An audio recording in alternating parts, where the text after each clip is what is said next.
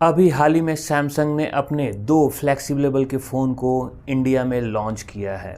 एक है Samsung Galaxy जी fold 6 और दूसरा है सैमसंग गैलेक्सी जी फ्लिप। ये दोनों के दोनों फ़ोन बहुत ही हाई रेंज में लॉन्च किए गए हैं। मतलब कि ये फ़ोन 1 लाख से ऊपर के प्राइस रेंज में लॉन्च किए गए हैं। और ऐसा कहना गलत नहीं होगा कि ये सैमसंग की तरफ से एक बहुत ही बड़ा स्कैम किया गया है। अपने यूजर्स के साथ सैमसंग ने एक बहुत बड़ा स्कैम किया है इन दोनों फ़ोन को लॉन्च करके।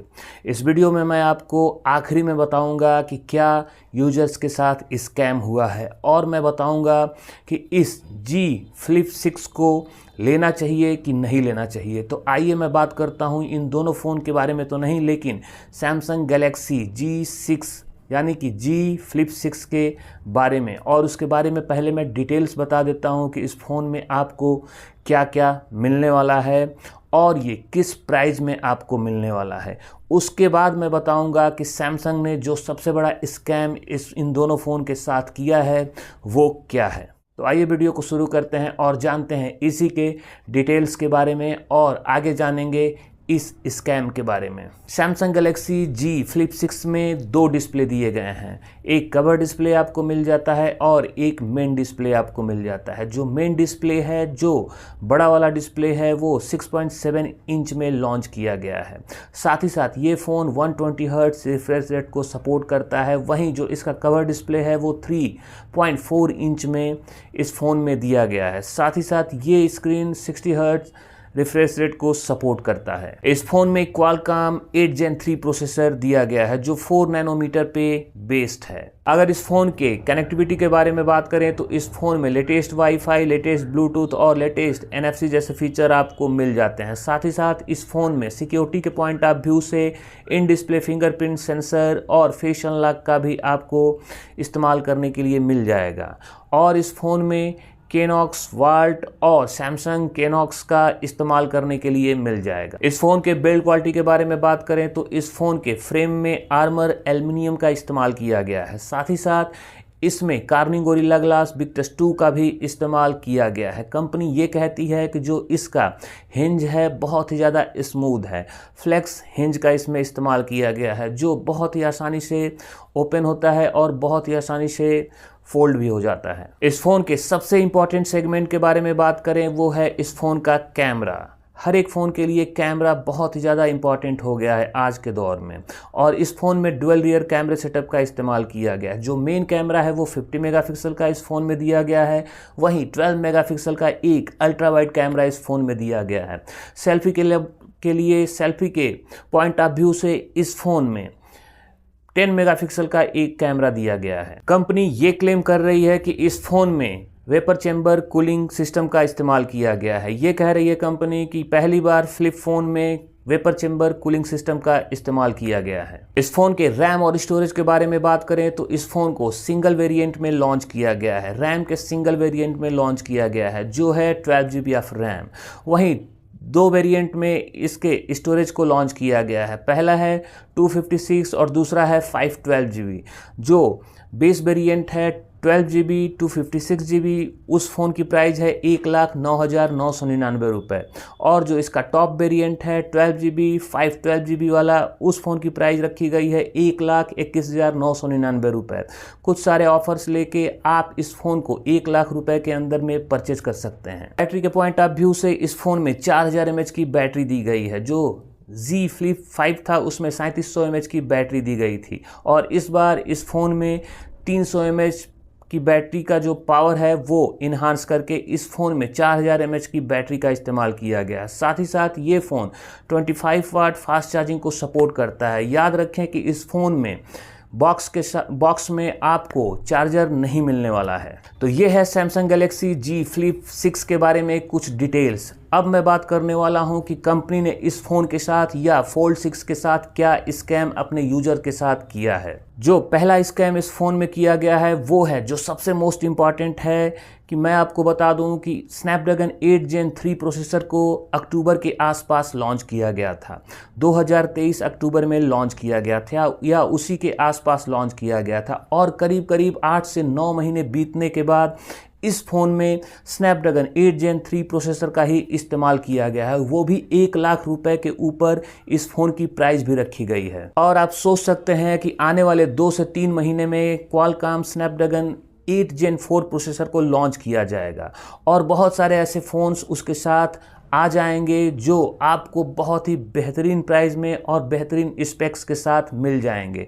और जब फिर फ्लिप 7 या फोल्ड 7 को लॉन्च किया जाएगा तो ऐसे ही जुलाई के मंथ में लॉन्च किया जाएगा और उस दौरान आपको उस फ़ोन में 8 Gen 4 प्रोसेसर का इस्तेमाल करने के लिए मिलेगा। तो आप सोच सकते हैं कि 1 लाख से ऊपर पैसे खर्च करके आप आज के टाइम में भी स्नैपड्रैगन 8 Gen 3 प्रोसेसर लेने जा रहे हैं और ऐसा फ़ोन परचेज करने जा रहे हैं जिस फ़ोन में स्नैपड्रैगन 8 Gen 3 प्रोसेसर का इस्तेमाल किया जा रहा है, जबकि अब आने वाले दिनों में स्नैपड्रैगन 8 Gen 4 प्रोसेसर लॉन्च होने वाला है। तो आप इसके लिए रुक सकते हैं और कुछ दिन आप रुक जाएंगे तो एक बढ़िया सा फ़ोन स्नैपड्रैगन 8 Gen 4 प्रोसेसर के साथ आप ले सकते हैं। दूसरा सबसे बड़ा स्कैम इस फ़ोन के साथ ये हुआ है कि इतना सारा पैसा खर्च करने के बाद आप 4000 mAh की बैटरी वाला फ़ोन ले रहे हैं, साथ ही साथ ये 25 वाट फास्ट चार्जिंग को सपोर्ट कर रहा है। आज के टाइम में 100 वाट 125 वाट फास्ट चार्जिंग को सपोर्ट करने वाले फ़ोन आ गए हैं और इसके साथ साथ आपको इस फ़ोन के बॉक्स में चार्जर भी नहीं मिल रहा है। 1 लाख से 1.5 लाख रुपए जिस फ़ोन की प्राइस हो और उसमें 2000 रुपए तक का चार्जर न रखा जाए तो ये सबसे बड़ा स्कैम इसको कहा जा सकता है। ये तो बात वैसे ही ठीक हुई जैसे कि आप किसी दुकान पे जाके साइकिल खरीद रहे हैं और साइकिल वाले ने आपको साइकिल दिया, वो भी सीट को निकाल के दिया और पूरा का पूरा पेमेंट आपसे ले भी लिया। सबसे बड़ी चीज़ ये है कि जब आप इस फ़ोन को परचेज कर लेंगे और उसके बाद कुछ दिनों बाद इस फ़ोन को सेल करने जाएंगे तो आपको कोई ऐसा यूज़र नहीं मिलेगा जो इस फ़ोन को परचेज करे, क्योंकि इतने सारे प्राइस में कौन ऐसा इंसान होगा जो स्नैपड्रैगन 8 Gen 3 प्रोसेसर के साथ इस फ़ोन को खरीदेगा, वो भी जब स्नैपड्रैगन 8 Gen 4 प्रोसेसर लॉन्च हो चुका होगा। अगला जो सबसे बड़ा स्कैम है जो सैमसंग ने या बहुत सारे ऐसे फ़ोन्स लॉन्च हो रहे हैं, बहुत सारी कंपनियां फ़ोन को लॉन्च कर रही हैं, चाहे वो वन प्लस है, चाहे वो आईफोन है, चाहे वो ओप्पो है, चाहे वो कोई भी ब्रांड हो, वीवो हो, वो सारी की सारी कंपनियां जो फ़ोन्स को लॉन्च कर रही हैं तो इस तरीके से जो फ़ोन्स को लॉन्च कर रही हैं उसमें एक छोटे और पतले स्क्रीन का इस्तेमाल किया जा रहा है। और आज के टाइम में जो आप 1 लाख के आसपास 50,000 रुपये के आसपास फ़ोन को परचेज करते हैं उसमें एक बहुत ही बड़ी स्क्रीन का इस्तेमाल किया जाता है जो आपके लिए बहुत ही शानदार एक्सपीरियंस देता भी है। तो मेरे पॉइंट ऑफ व्यू से सबसे ज़्यादा बेटर ये होगा कि आप कोई बार फ़ोन खरीद लें जो आपके पॉइंट ऑफ व्यू से ज़्यादा बेटर हो, जिसमें कैमरा बढ़िया हो, जिसमें प्रोसेसर बढ़िया हो और जिसमें सारे के सारे स्पेक्स और फीचर्स बढ़िया हो। ऐसा कोई फ़ोन न लें जो बहुत दिनों से उस फ़ोन में एक प्रोसेसर है जो चलता आ रहा है जो और ऐसे टाइम में आप फ़ोन को परचेज कर रहे हैं जिस टाइम एक नया प्रोसेसर लॉन्च होने वाला है। अगला जो सबसे बड़ा स्कैम है वो है इस फ़ोन का कैमरा।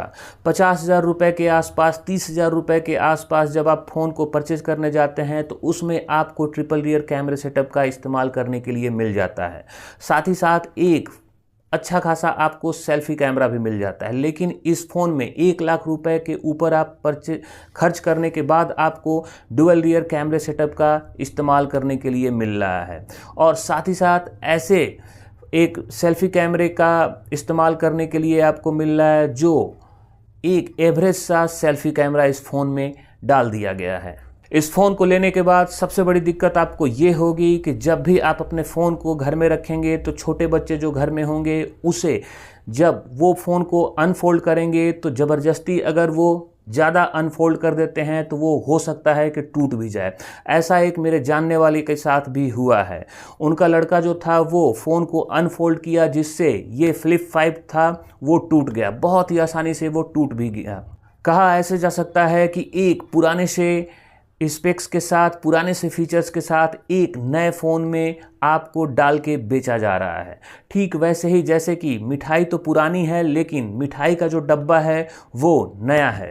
अब किन लोगों को ये फ़ोन लेना चाहिए और किन लोगों को ये फ़ोन नहीं लेना चाहिए, तो मैं आपको बता दूं, जिसके पास बहुत ही ज़्यादा पैसा हो और वो अपने पैसे को सही तरीके से सही जगह पे खर्च नहीं कर पा रहा है और वो चाह रहा है कि कैसे भी करके उसके जो पैसे हैं कहीं ना कहीं उसे लगा के उसे ख़त्म किया जाए, तो इन तरीके के लोगों को इस फ़ोन को परचेज कर लेना चाहिए। जैसे कि या तो फोल्ड 6 हो या फ्लिप 6 हो, या दिखावे के लिए अगर वो लेना चाहते हैं तो इन लोगों के लिए वो ज़्यादा बेटर है कि इस फ़ोन को परचेज कर लें। अब इस फ़ोन को किसे नहीं लेना चाहिए, तो जो मैंने सारी बातें इस वीडियो में आपको बताई, जो सारे के सारे स्कैम इस फ़ोन को लेके हुए हैं, या फोल्ड 6 हो या फ्लिप 6 हो ये हुए हैं, तो आप इनसे एग्री करते हैं, तो ऐसे लोगों को फ़ोन को परचेज नहीं करना चाहिए। आज के टाइम में दिखावा जो है वो सबसे ज़्यादा इम्पॉर्टेंट हो गया है। हर एक यूजर्स ये चाह रहा है कि उसके हाथ में 1 लाख का फ़ोन हो, 2 लाख का फ़ोन हो, अगर लॉन्च होता है 4 लाख 5 लाख रुपए का फ़ोन तो वो उसे परचेज करना चाहता है।